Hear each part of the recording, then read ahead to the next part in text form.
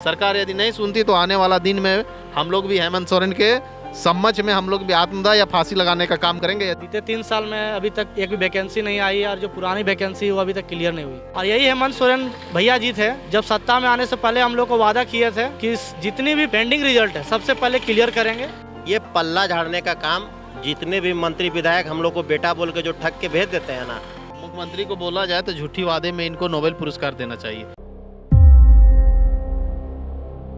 नमस्कार, #भारत न्यूज़ देख रहे हैं आप और मैं हूं आपके साथ कीर्ति सिंह।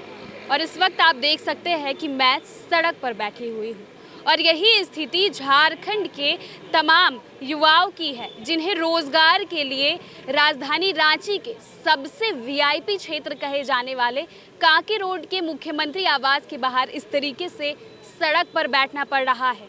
मेरे साथ इस वक्त जैप के अभ्यर्थी मौजूद है जो लगातार अपनी मांगों को लेकर मुख्यमंत्री आवास के चक्कर काट रहे हैं, जिनकी मांग कई दिनों से एक ही पुरानी है कि इनकी दूसरी मेधा सूची जारी कर दी जाए, लेकिन इसके बावजूद अभी तक सीएम के द्वारा इनकी मांग पूरी नहीं की जा रही है। आप देखेंगे कि इस तरफ जितने भी लोग सड़क पर बैठे हुए हैं ये सभी जैप के अभ्यर्थी हैं और हर तरीके से ये सरकार से अपनी बात मंगवा रहे हैं। आपको क्या लगता है जो स्थिति इस वक्त है, युवाओं को रोजगार के लिए सड़क पर बैठना पड़ रहा है, क्या कहेंगे? देखिए, युवा लोग को तो पहली बात तो आज सरकार का आते हुए 3 साल होने जा रही है, फिर भी युवा उनको सत्ता में लाई और इस भरोसा से लाई थी कि शायद ये झारखंड के लिए बहुत अच्छा मुख्यमंत्री साबित होंगे और युवाओं को नौकरी मिलेगी, अब बेरोजगारी जितनी भी यहाँ पे झारखंड में है वो दूर होंगे। पर बीते 3 साल में अभी तक एक भी वैकेंसी नहीं आई और जो पुरानी वैकेंसी वो अभी तक क्लियर नहीं हुई। और हम लोग का जो मामला है 2011 से है, जेब का हम लोग लगातार धरना प्रदर्शन किए हैं, मोराबादी में भी किए धरना प्रदर्शन, कुंडांग में भी धरना प्रदर्शन किए। हमारे सीता सोरेन जो विधायिका है जामा के, जो वो हम लोग को अनशन तोड़ाई थी आकर, फिर उन्होंने वही आश्वासन दिया था कि जल्द से जल्द आपकी द्वितीय मेगा सूची निकाली जाएगी। पर अभी तक उस आश्वासन को बीते हुए 25 महीना हो गए, पर अभी तक हमारा द्वितीय मेगा सूची नहीं निकला गया। और यही हेमंत सोरेन भैया जी थे, जब सत्ता में आने से पहले हम लोग को वादा किए थे दुमका में कि जितनी भी पेंडिंग रिजल्ट है सबसे पहले क्लियर करेंगे और जेब की सबसे पहले द्वितीय मेगा सूची जरूर निकालेंगे, क्योंकि हमारे बाबूजी के समय में ये वैकेंसी ली गई थी जो 7वां पास थी। और जितने भी अभ्यर्थी आप लोग देख रहे हैं, पूरा 24 जिला के अभ्यर्थी आए हुए हैं और सभी 7वां पास वैकेंसी से भरे हुए थे।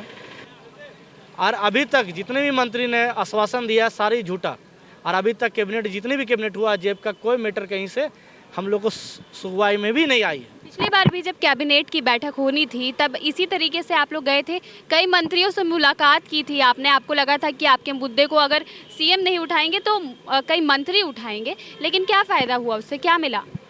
वही फ़ायदा के कारण तो हमारे 24 जिला लड़के बहुत परेशान हैं।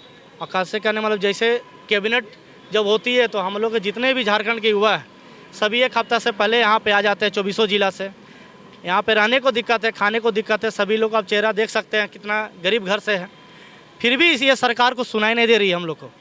अभी हम लोग ने आर्मी मंत्री के पास गया है पर वो उनसे भी मुलाकात नहीं हो पाई है। तो अब आप झारखंड में ऐसा कौन सा मंत्री है जिनका दरवाज़ा खटखटाने से हमारी द्वितीय मेगा सूची निकाला जाएगी, ये माननीय मुख्यमंत्री से हम पूछना चाहते हैं। तो देखिए, हमारे साथ और भी अभ्यर्थी है यहाँ पर, एक और अभ्यर्थी से आपको मिलाएंगे।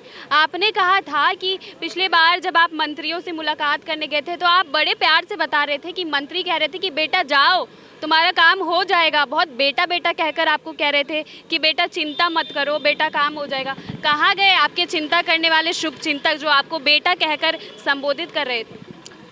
पता नहीं मैडम, बेटा तो बोल देता है, तो हमको तो लगता है जो सौतेला बेटा होता है ना वो वर्ड का इस्तेमाल किया जा रहा है कि सौतेला बेटा जैसे बोलते हैं जाओ बेटा हो जाएगा, तो वही काम अभी हम लोग के साथ किया जा रहा है। सौतेला व्यवहार किया जा रहा है, साफ़ सुथरा वर्ड में बोले तो सौतेला व्यवहार किया जा रहा है, क्योंकि उसको अपना पल्ला झाड़ना है। ये पल्ला झाड़ने का काम जितने भी मंत्री विधायक हम लोग को बेटा बोल के जो ठग के भेज देते हैं ना, आज आपको मैं इससे पहले भी मैं बोला था ये तीसरा दुर्गा पूजा होगा। इससे पहले जो हम लोग सीएम साहब से मिले थे तो दुर्गा पूजा से पहले बोले थे, देखिए फिर दुर्गा पूजा आ गया है, कल से नवरात्र भी चालू हो गया है, अभी भी हम नवरात्र में हैं।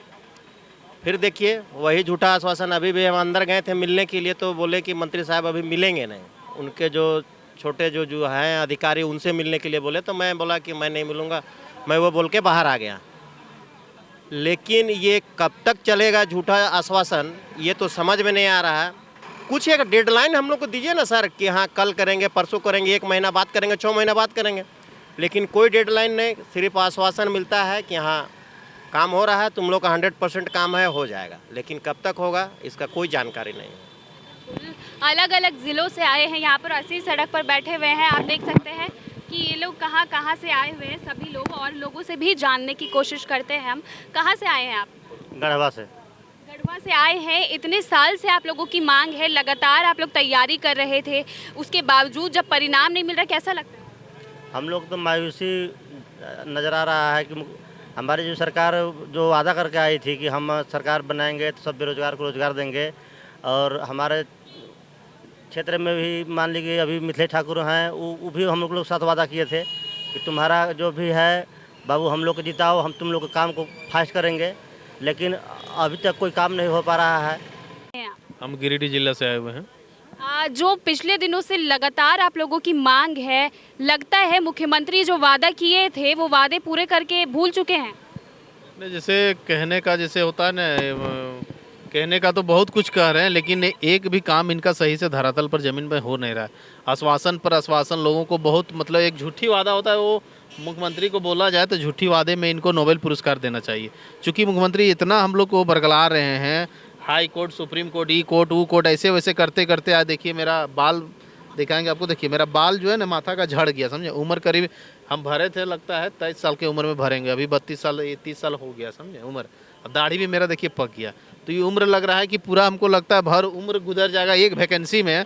अब पता नहीं कैसे कैसे सरकार है, सब जितना वैकेंसी था छोटा मोटा सबको क्लियर कर दिया, लेकिन इसमें हम लोग को पता नहीं हम लोग से क्या दुश्मनी है, उनका पर्सनली दुश्मनी है, फिर क्या है उनके अंदर, समझ में नहीं आ रहा कि हम लोग को इस तरह बरगला के रखते हैं, परेशान करते हैं। हमारे कितने भाई बहन हैं, देख सकते हैं आप कि सब लोग परेशान है, सबका घर में माए बाप भाई भौजाए, महंगाई, एक तो महंगाई और ऐसे बेरोजगारी, लड़का लोग समझ में नहीं आ रहा क्या कर रहा है। बहुत लोग तो फांसी लगा ले रहा है, कोई कुछ कर रहा है, कोई कुछ कर रहा है। सरकार यदि नहीं सुनती तो आने वाला दिन में हम लोग भी हेमंत सोरेन के सम्मच में हम लोग भी आत्मदाह या फांसी लगाने का काम करेंगे, यदि हम लोग की ये नियुक्ति पत्र नहीं यदि देते हैं तो। जी बिल्कुल, तो देख सकते हैं आप कि इस वक्त राजधानी रांची में यही स्थिति आपको नज़र आएगी। ये जो आप सड़क देख रहे हैं जहाँ पर मैं बैठी हुई हूँ, इसी प्रकार से यहाँ पर रोज़ाना हज़ारों से भी ज़्यादा युवा आते हैं अपनी ही रोज़गार की मांग को लेकर।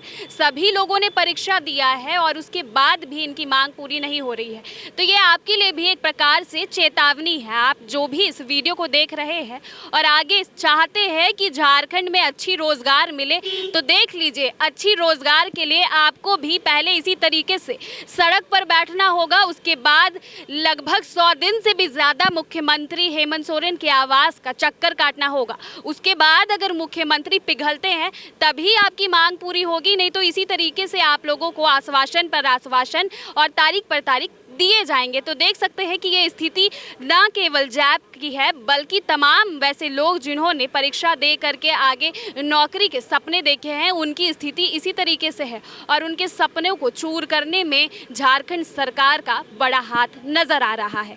ऐसे ही तमाम खबरों के लिए बने रहे #भारत न्यूज़ के साथ। रांची से मैं कीर्ति सिंह, कैमरा पर्सन सुजीत के साथ।